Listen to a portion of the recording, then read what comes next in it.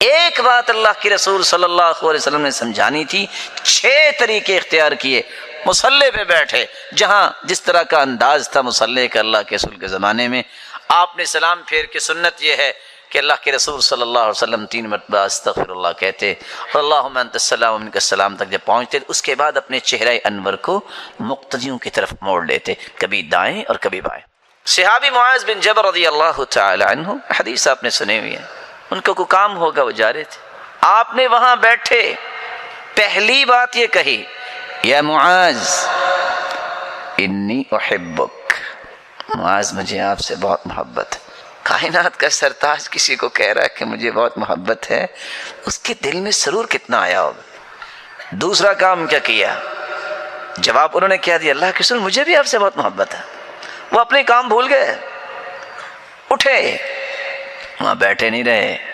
آج his excellence کے درجے پہ جانے والے لوگ بہت ساری دعوت میں ناکام ہو جاتے ہیں کہ لوگ آئیں، ہم کیوں جائیں؟ آپ اٹھے، دوسرا کام۔ پھر آپ چل کے گئے، سیدنا معاذ صحابی کی طرف جائے رسول صلی اللہ علیہ وسلم، وہ ہستی جس جیسی ہستی اللہ نے آج تک پیدا ہی نہیں کی۔ چوتھا کام، آپ نے صحابی کا ہاتھ اپنے ہاتھوں میں لیا، اپنائیت دی، محبت دی۔ پانچواں کام، کہا معاذ میں آج آپ کو ایک تحفہ دینا چاہتا ہوں، وہ جس کے سامنے تبسم ہو جائے اللہ کے رسول کا، اس سے بڑا بھی کوئی تحفہ ہے؟ پھر تحفہ کیا دیا؟ لا تدعن دبر كل صلاة مكتوبة اللهم اعني على ذكرك وشكرك وحسن عبادتك۔ معاذ کسی بھی نماز کے بعد یہ کہنا نہ بھولنا، اللہم اعنی علی ذکرک و شکرک و حسن عبادتک، اے اللہ خوبصورت ذکر اور خوبصورت شکر اور خوبصورت عبادت پر میری مدد فرما۔ صحابی معاذ اب دنیا سے جانے لگے تو کہتے ہیں لوگوں گواہ رہنا، جب سے میں نے سنا ہے آج تک کسی نماز کے بعد اس کو چھوڑا نہیں ہے۔ اللہ ذوالجلال نے اپنے پیغمبر کے ذریعے ایک بہت بڑا انعام ہم تک پہنچایا ہے، اور وہ کون سا انعام ہے جس کے بارے میں آپ کی خدمت میں چند باتیں رکھنا چاہتا ہوں۔ یہ ایمان کی لذت اور مٹھاس اور حلاوت، یہ نصیب کس شخص کو ہو۔ کھانا انسان کی جسمانی ضرورت ہے، کھانا اور پینا یہ جسم کی غذا ہے۔ اللہ کی طرف سے نازل شدہ وحی، قرآن و حدیث، یہ روح کی غذا ہے۔ کھانا پینا جتنا اچھا ہوگا اس کی لذت زبان محسوس کرتی ہے، ایمان جتنا اچھا ہوگا اس کی لذت دل محسوس کرتا ہے۔ انسان جسمانی طور پر بیمار ہو جائے، اچھے سے اچھا کھانا بھی اس کے سامنے رکھ دے اسے کڑوا لگتا ہے۔ انسان کا روح بیمار ہو جائے اور انسان کا ایمان کمزور ہو جائے تو انسان کو دنیا کی کوئی خوشی خوشی کیا، کوئی غمی غمی محسوس نہیں ہوتی، اس کے اندر صرف قلق ہوتی ہے، اضطراب ہوتا ہے، فرسٹریشن ہوتی ہے، ہر وقت پریشان، ہر وقت جو ہے کسی ڈپریشن کا شکار رہتا ہے۔ سبب کیا ہے؟ یہ بیچارہ ایمانی طور پہ دیوالیہ ہو چکا۔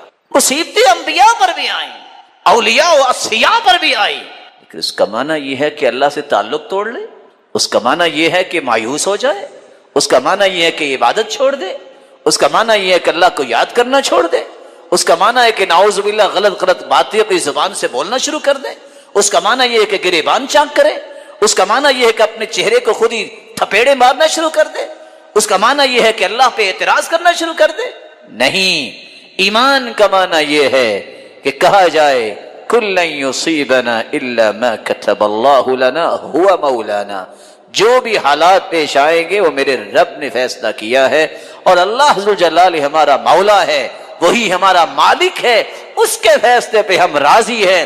لذتی و راحتی فیما قدر علی، میری زندگی کی اصل لذت و حلاوت اور مٹھاس یہ ہے میرے رب نے جو فیصلہ کیا ہے وہ بالکل ٹھیک کیا ہے، میں اس پہ راضی۔ محبت کے کچھ لوگوں نے 9 درجے بیان کیے اور کچھ لوگوں نے 15 درجے بیان کیے، اور سب سے بڑا درجہ خلت کا درجہ ہے۔ ابراہیم خلیل اللہ تعالیٰ نے ابراہیم علیہ السلام کو خلیل بنایا، رسول اللہ صلی اللہ علیہ وسلم کو بھی اللہ نے خلیل بنایا۔ ان 15 درجوں میں جو پائے کا درجہ ہے وہ خلت کا ہے۔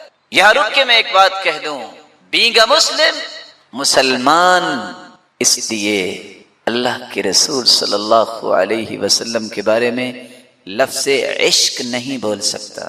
بھلا کیوں؟ ناراض نہ ہوئیے کہ اس لفظ کو تو ہزاروں لوگ استعمال کرتے ہیں.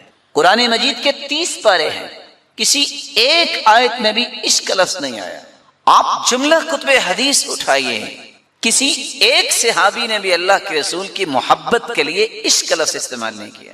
کسی ایک صحیح حدیث کے اندر بھی عشق کا لفظ استعمال نہیں ہوا. آپ صلی اللہ علیہ وآلہ وسلم سے محبت کے جو انداز صحابہ سے ملتے ہیں، 1,44,000 صحابہ جو حجۃ الوداع کے موقع پہ موجود تھے، ان میں سے کسی ایک سے یہ لفظ نہیں ملتا.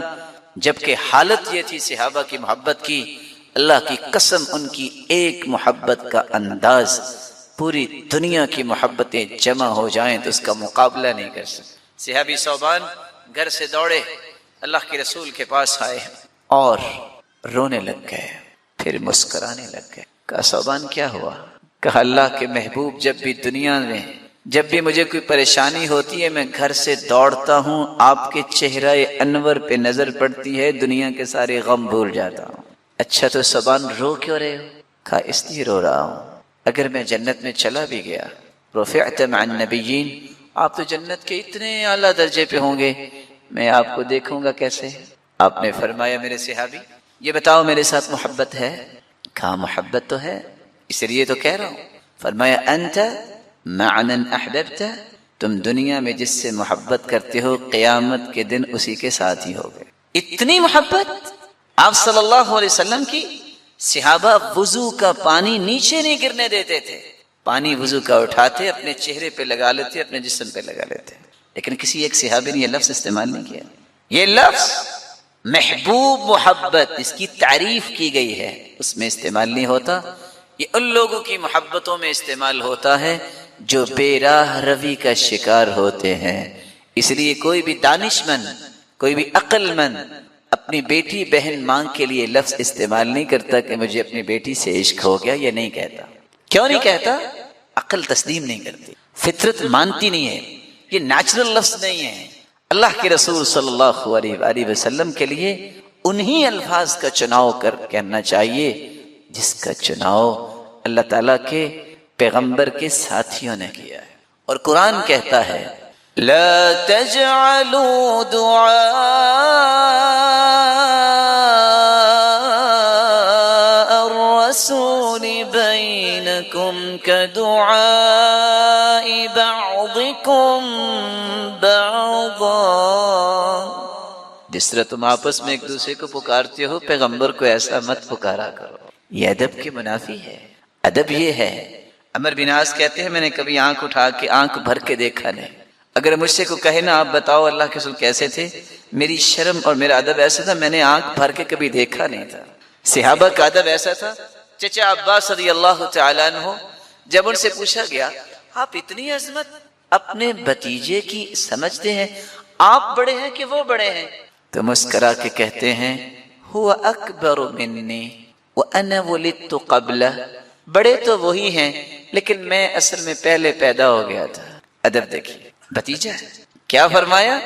بڑے وہی ہیں، میں بس ان سے پہلے پیدا ہو گیا تھا. تو میں آپ سے بھی گزارش کروں گا زندگی میں کبھی یہ لفظ اللہ کے پیارے پیغمبر کے لیے استعمال نہ کرنا. جہاد کے مراتب کیا ہے؟ جہاد کا جو ہی نام آتا ہے لوگ اس کا معنی کرتے ہیں لڑائی بھڑائی. یہ نظریہ ہی اصل میں غلط ہے کہ جہاد کے معنی کو صرف تلوار تک لے جانا. امام ابن القیم رحمۃ اللہ علیہ نے زاد المعاد کے اندر رسول اللہ صلی اللہ علیہ وآلہ وسلم کے فرامین کی روشنی میں جہاد کے 13 مراتب بیان کیے. جہاد النفس، نفس کے ساتھ سب سے پہلے جہاد ہوتا ہے. نفس کے ساتھ جہاد کس بات پہ ہوگا؟ 4 چیزوں پہ. سب سے پہلے دین سیکھنے پر اپنے آپ کو لگانا، یہ جہاد کی پہلی قسم. دوسرا، جو سیکھا ہے اس کی روشنی میں عمل کرنے پہ اپنے آپ کو لگانا، نفس کے ساتھ جہاد کرنا، یہ جہاد کا دوسرا درجہ. تیسرا، اس علم اور اس عمل کے رویوں کو بصیرت کے ساتھ دنیا تک پہنچانا، یہ جہاد کا تیسرا درجہ ہے. چوتھا، اللہ کی راہ میں دعوت دیتے وقت جو مشکلات پیش آتی ہیں اس کو برداشت کرنا، نفس کو کنٹرول کرنا. کوئی بات نہیں، دین کی راہ میں پریشانی آتی ہے، یہ جہاد کا چوتھا درجہ. اور یہ چاروں جہاد کے مراتب نفس کے ساتھ جہاد ہے. جہاد الشیطان، نفس سے ابتدا کرتے ہوئے شیطان سے 2 قسم کا جہاد ہوتا ہے. جو 5واں مرتبہ ہے جہاد کا، شیطان انسان کے دل میں اسلام، ایمان، شریعت کے بارے میں شبہ بھی ڈالتا ہے، شکوک بھی پیدا کرتا ہے. ان شبہات کو دل سے کریت کے نکالنا، اسلام کے بارے میں شکوک کو اکھیڑ دینا، یہ شیطان کے ساتھ جہاد ہے. اور یہ 5واں مرتبہ. 6واں مرتبہ شیطان جو انسان کے دل میں شہوتیں پیدا کرتا ہے، فاسد نیتیں اور ارادے پیدا کرتا ہے، ان نیتوں کو توڑنا، ان ارادوں کو توڑنا، یہ شیطان کے ساتھ جہاد ہے. اور یہ کیسے توڑا جا سکتا ہے؟ صبر سے اور یقین سے. اسی لیے اللہ جلال نے فرمایا وَجَعَلْنَا مِنْهُمْ أَئِمَّةً يَهْدُونَ بِأَمْرِنَا لَمَّا صَبَرُوا وَكَانُوا بِآيَاتِنَا يُوقِنُونَ. ہم نے لیڈرشپ کن لوگوں کو دی؟ جن کے اندر صبر ہے، جو لوگ یقین رکھتے ہیں کہ اللہ ہمیں ضائع نہیں کرے گا. اللہ تعالیٰ کبھی بھی اپنے بندوں کو ضائع نہیں کرتے. آزمائشیں تو آتی ہیں لیکن اللہ والے کبھی بھی ضائع نہیں ہوتے. جہاد کا نفس کے ساتھ 4 مرتبے، شیطان کے ساتھ 2. آگے جہاد اصحاب الظلم والعدوان والبدع والمنکرات، ظالموں کے ساتھ جہاد، زیادتی کرنے والوں کے ساتھ، اور بدعات اور منکرات پھیلانے والوں کے ساتھ جہاد. یہ کیسے ہوگا؟ حدیث کے الفاظ ہیں، سیدنا ابو سعید خدری رضی اللہ تعالیٰ عنہ سے مروی ہے، جو صحیح مسلم کی روایت ہے. اس کے 3 درجے ہیں. من رأى منکم منکرا فلیغیرہ بیدہ، ہاتھ سے جہاد کرے جس کے پاس طاقت ہے. فإن لم يستطع فبلسانہ، جس کے پاس ہاتھ کی طاقت نہیں زبان سے اس کو روکے. فإن لم يستطع فبقلبہ، جس کے پاس زبان کی بھی طاقت نہیں ہے اپنے دل سے برا جانے. وذلك اضعف الایمان، اور یہ کمزور ایمان. تو 3 درجے بدعات پھیلانے والے، منکرات پھیلانے والے اور ظلم و زیادتی کرنے والوں کے خلاف جہاد ہوگا. 3 درجے. آگے جہاد الکفار والمنافقین، ایسے کافروں سے جہاد کرنا اور ایسے منافق جو عقیدے کے منافق ہیں، جو ملکی غدار ہوتے ہیں، جو اسلام کے غدار ہوتے ہیں. یہ اسلامی غداری اسی دل میں آتی ہے جو عقیدے کا منافق ہوتا ہے. اس کو اسلام کی کوئی چیز پسند نہیں ہوتی. ایک نفاق ہے نفاق اصغر، ایک ہے نفاق اکبر. نفاق اصغر ہے جھوٹ بولا، منافق کی نشانی ہے. وعدہ خلافی کی، منافق کی نشانی ہے. گالی گلوچ کیا، منافق کی نشانی ہے. ایک ہے نفاق اکبر. اس نفاق اکبر سے مراد کیا ہے؟ وہ دین داروں کو ذلیل کرنا پسند بھی کرتا ہے اور ہوتا دیکھ کے خوش بھی ہوتا ہے. وہ دین کے امور سے بغض رکھتا ہے، وہ سمجھتا ہے، اس کا عقیدہ ہے کہ ان کو اپلائی کرنا ضروری نہیں ہے. اس لیے قرآن نے کہا ہے ان المنافقین فی الدرک الاسفل من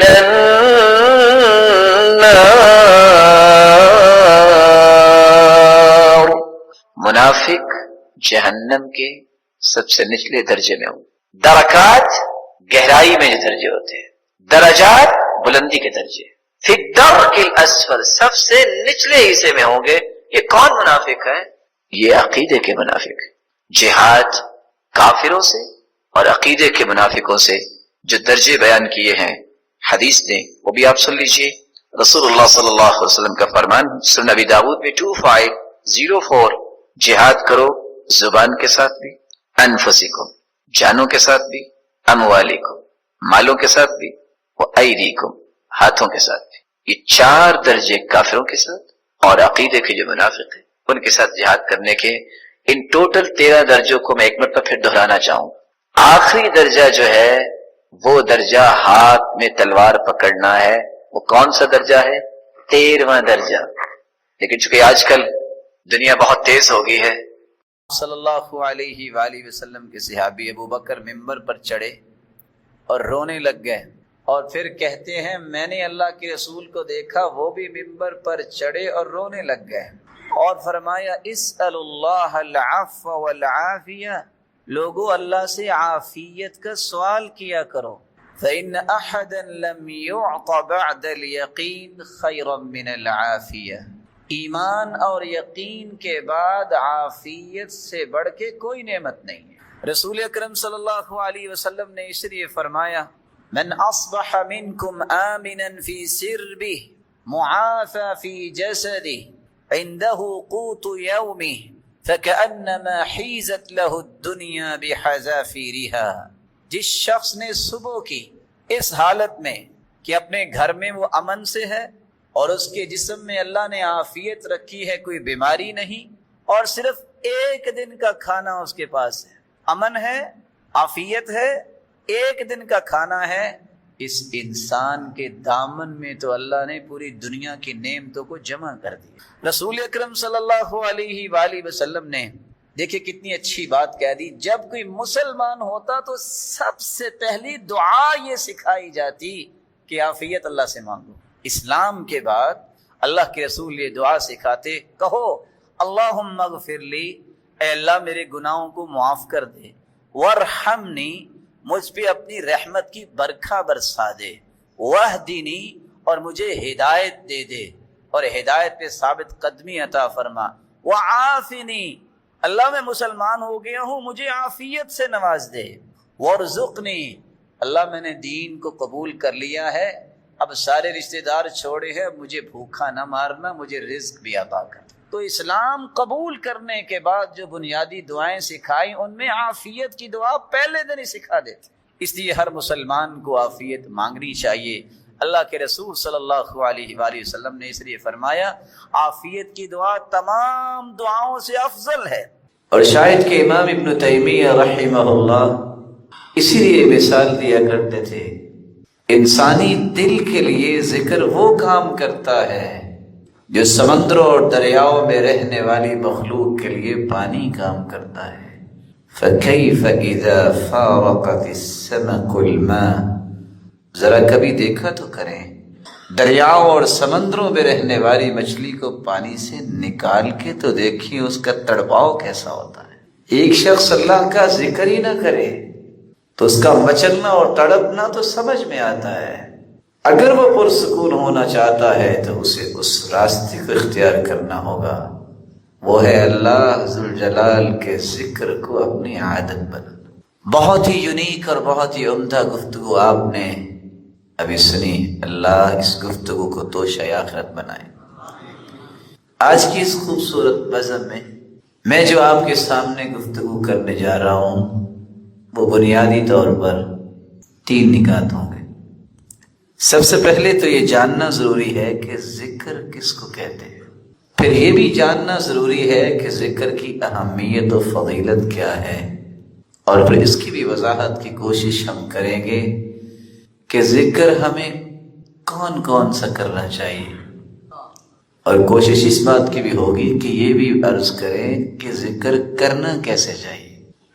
عربی زبان میں ذکر بزرگی اور پاکی کو بیان کرنا، اللہ ذوالجلال کی پاکی کو بیان کرنے اور بزرگی کو بیان کرنے کو ذکر کہتے ہیں۔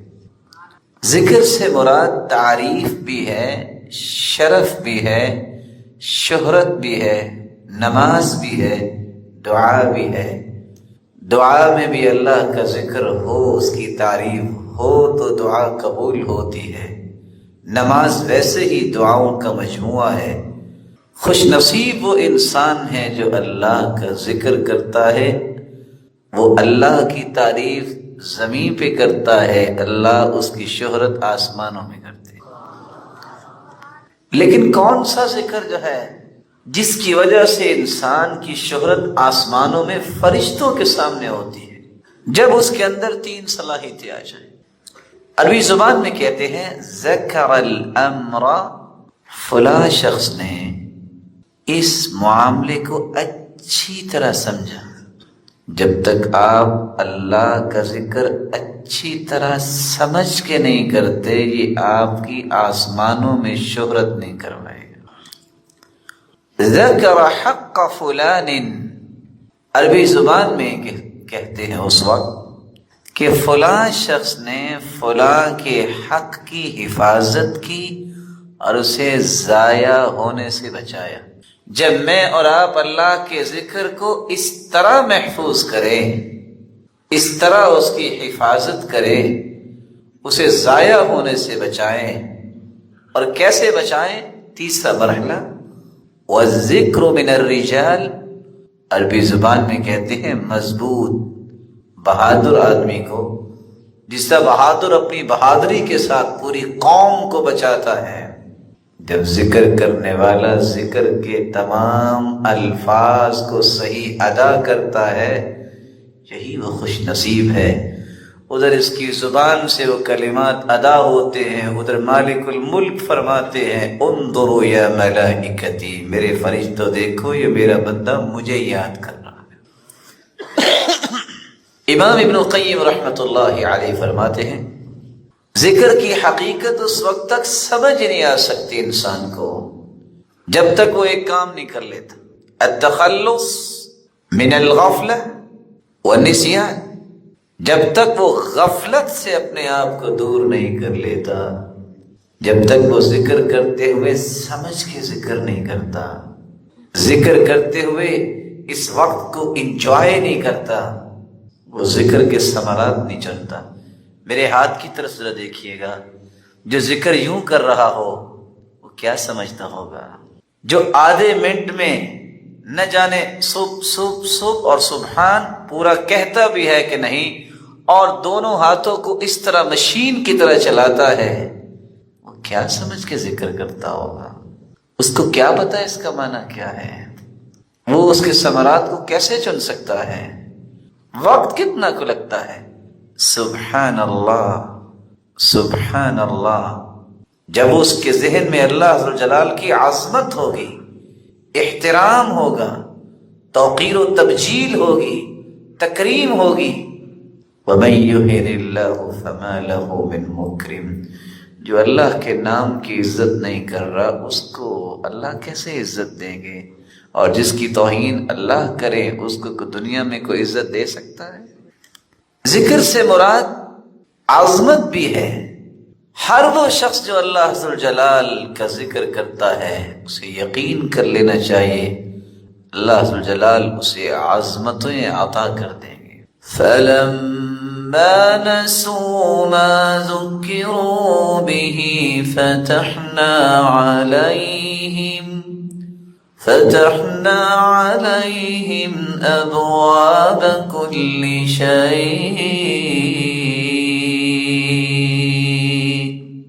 جو عظمتیں اللہ نے دے رکھی تھی جب وہ بھول گئے تو اللہ تعالیٰ نے ان پہ آزمائش کر ڈالی، ان کو دنیا میں تو کچھ نوازا، لیکن جب وہ اس نوازنے کو بھی سمجھ بیٹھے کہ شاید اللہ ہم سے راضی ہے، تو پھر ہم نے ان کی ایسی جڑ کاٹی کہ دنیا کے لیے عبرت بنا دی۔ ذکر کا معنی شرف بھی ہے، وَإِنَّهُ لَذِكْرٌ لَكَ وَلِقَوْمِكَ وَسَوْفَ تُسْأَلُونَ، یہ آپ کے لیے بھی شرف ہے اور آپ کی قوم کے لیے بھی شرف ہے، اور اس کے بارے میں عنقریب تمہیں سوال کیا جائے۔ شرف اور بزرگی حاصل ہوتی ہے تو اس انسان کو جس کو اللہ اپنے ذکر کی توفیق سے نواز دیتے، لیکن یہ عظمت اور شرف اس وقت تک نصیب نہیں ہوتا انسان کو جب تک وہ ذکر کا یہ معنی نہیں سمجھتا کہ ذکر کا مطلب اللہ کی اطاعت بھی ہے۔ فَاذْكُرُونِي أَذْكُرْكُمْ، تم میری اطاعت کرو گے، میرے بندوں میں تمہیں کبھی بھلاؤں گا نہیں، تم میری اطاعت کرو گے میں تمہیں بھلاؤں گا نہیں۔ تعرف إلى الله في الرخاء يعرفك في الشدة، جب تمہیں آسانیاں ملے تو اس وقت مجھے نہ بھولنا، جب تم پہ مصیبتیں آئیں گی میرے بندے میں نہیں تمہیں بھلاؤں گا، تمہیں اکیلا نہیں چھوڑوں۔ ذکر سے مراد رسول اللہ صلی اللہ علیہ وآلہ وسلم کے فرامین بھی ہیں۔ اللہ عز و جلال نے قد انزل اللہ الیکم ذکرا، مالک الملک نے تمہاری طرف ذکر کو نازل کیا ہے۔ مالک الملک نے یہاں پیغمبر کو بھی اور پیغمبر کی تعلیمات کو بھی ذکر کہا ہے۔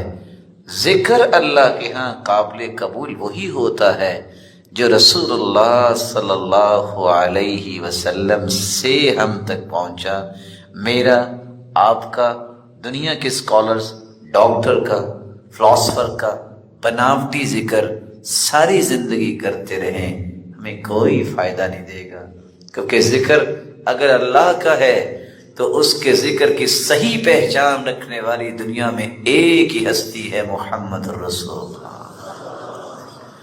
اس ہستی کے بتائے ہوئے ذکر کو اختیار کرنا اور اس ہستی کے سمجھائے ہوئے طریقے کو اختیار کرنا، یہ وہ خوبصورت راستہ ہے جس سے ہم یہ سارے ثمرات اپنے دامن میں سمیٹ سکتے ہیں۔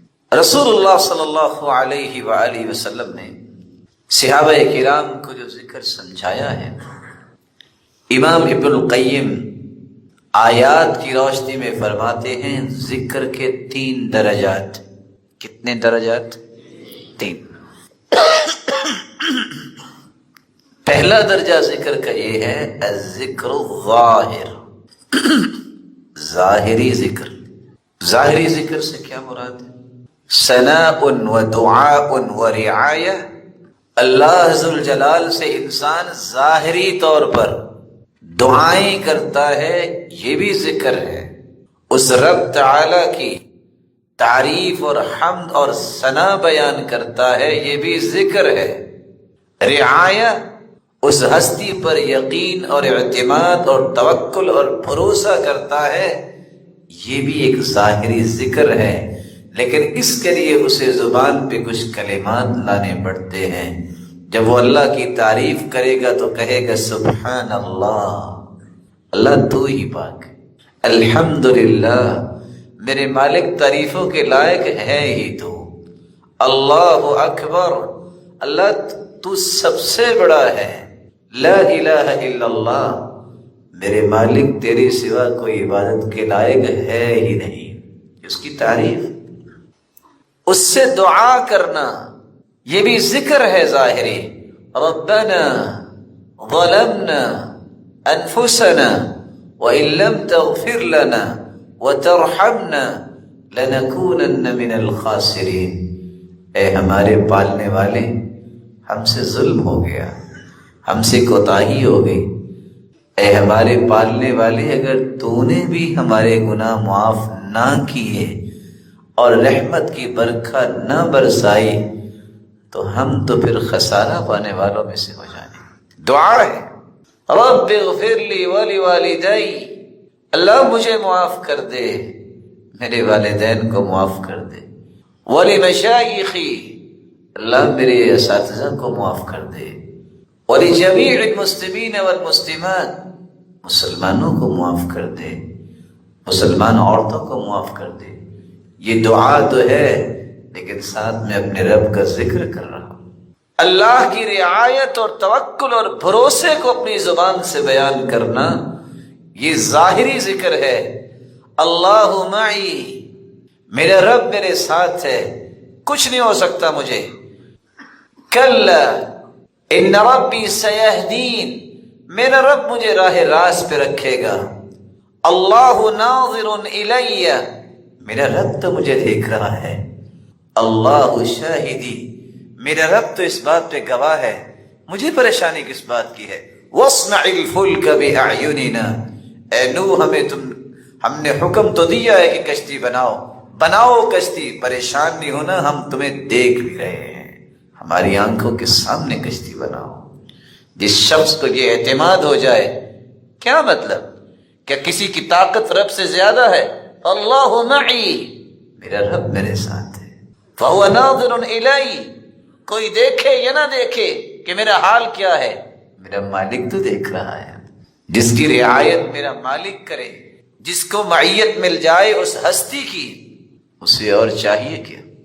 رقہ کی ایک مسجد میں محمد بن سیرین کہتے ہیں، میں نماز پڑھنے کے لیے گیا، 10 سالہ بچہ دیکھتا ہوں جو نماز عمدگی سے پڑھ رہا ہے۔ فلما انصرف، اس نے جب سلام پھیرا، میرا بہت دل چاہا میں تعارف کروں۔ فقلت انت ومن انت، کون ہے آپ؟ قال طفل یتیم،